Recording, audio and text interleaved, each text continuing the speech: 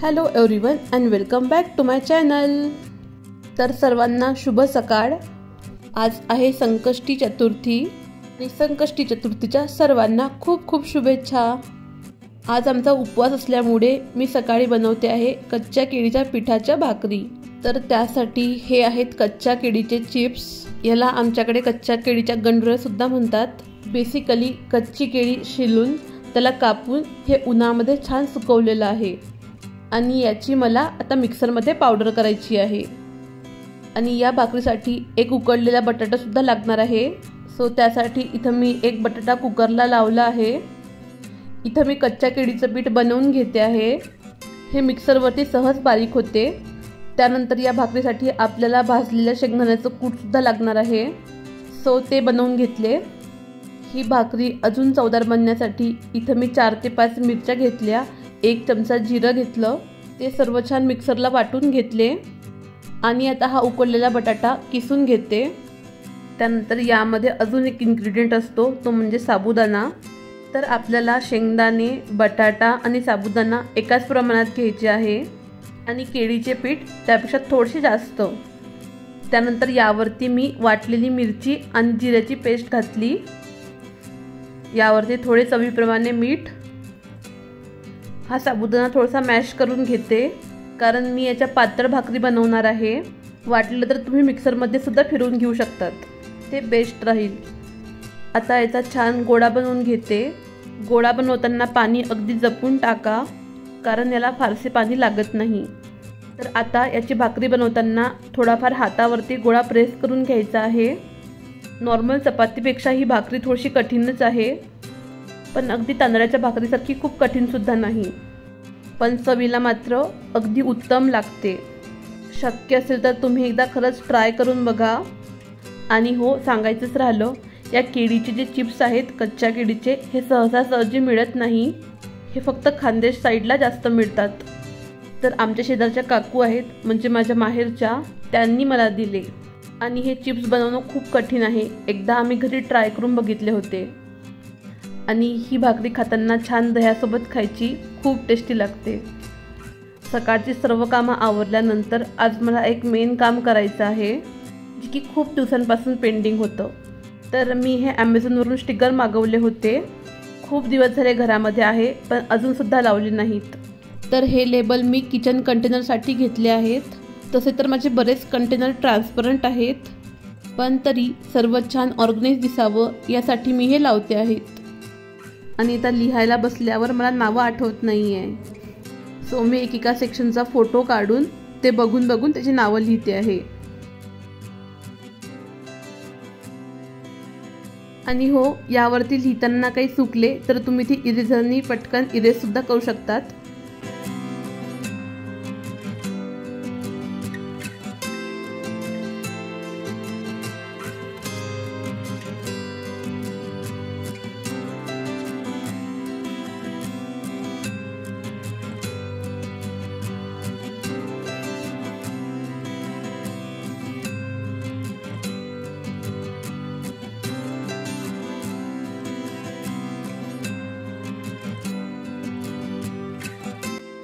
त्यानंतर संध्याकाळी आम्ही गणपतीची पूजा करतो, त्यासाठी मी हे मोदक बनवते आहे। आणि बघा ना, ही कढई मी लास्ट टाइम चिप्स तळण्यासाठी काढली होती, पण त्यावेळेस त्याला तो ब्लॅक कलर असल्यामुळे ते पॉसिबल नाही झाले। आणि आज गणपती बाप्पाच्या प्रसादाने या कढईचे उद्घाटन झाले। कधी कधी काही गोष्टी न झालेल्याच बऱ्या असतात। मी अगदी छोटे छोटे मोदक बनवते कारण 21 मोदक आणि आम्ही खायला 3 जण असतो। पूजा झाल्यानंतर मी स्वयंपाकाला लागली आहे। तर आज मी बनवते आहे दोडक्याची लायलाची भाजी।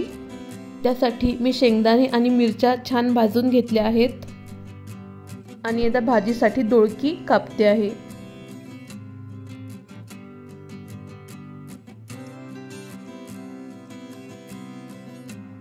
तर ही भाजी बनवण्यासाठी मी कढईमध्ये थोडेसे तेल घातले, त्यामध्ये जिरं घातलं आणि कट केलेले दोडके घातले।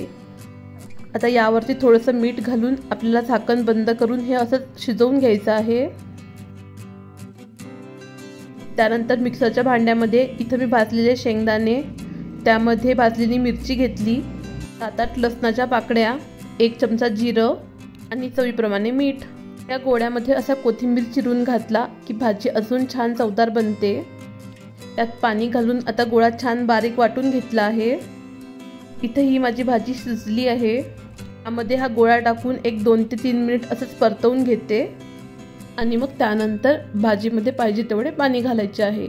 एक उकळी आल्यानंतर भाजी तयार आहे. सकाळचा थोडासा साबुदाणा उरला होता म्हणून म्हटलं त्याची खीर करावी. एका भांड्यामध्ये तूप घालून त्यामध्ये मी हा साबुदाणा घातला आहे.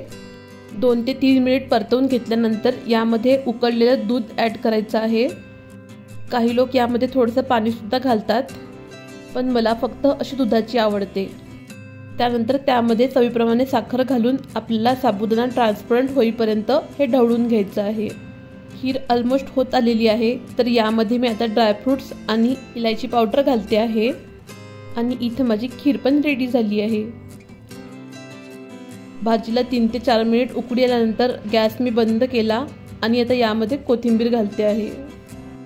भाजीसोबत इथं मी चपात्या बनवते आहे.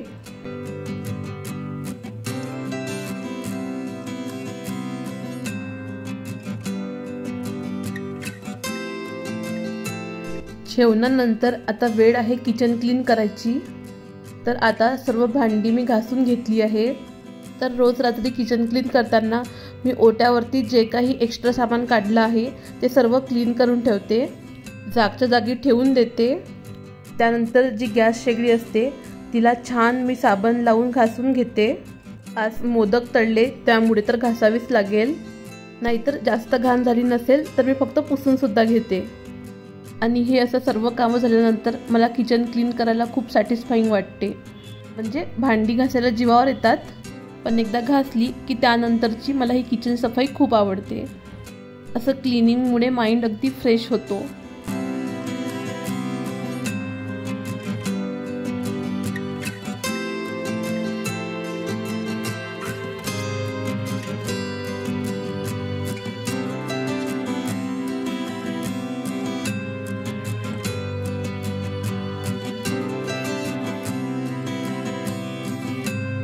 गॅस शेगडी क्लीन केल्यानंतर मी पूर्ण ओटासुद्धा छान पुसून घेते.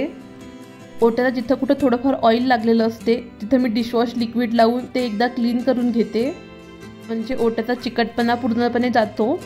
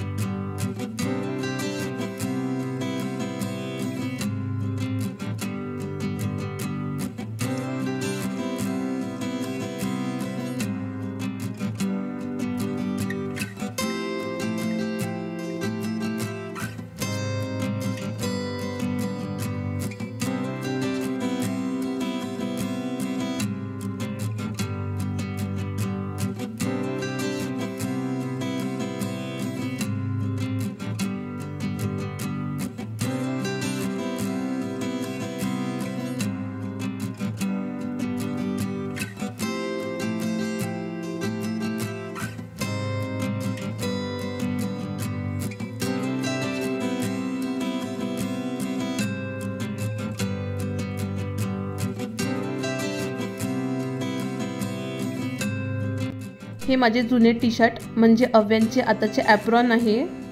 जेव्हापासून स्वतःच्या हाताने खायला लागला आहे त्याला नॉर्मल ॲप्रॉन कमी पडते, मग मोठा ॲप्रॉन म्हणून मी त्याला हे टी शर्ट लावत असते.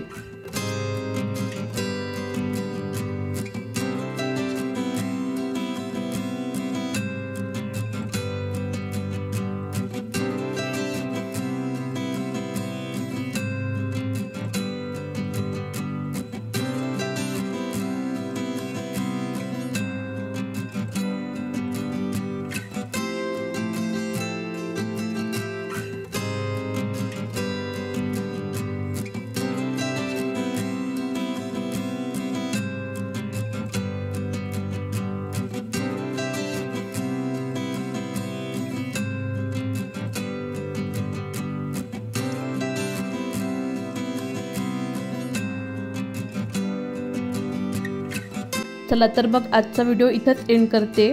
कसा वाटला तुम्हाला हा व्हिडिओ मला कमेंट्समध्ये नक्की सांगा आणि व्हिडिओ आवडला असेल तर माझ्या व्हिडिओला लाईक करा, शेअर करा आणि चॅनलला सबस्क्राईब करा। थँक्यू।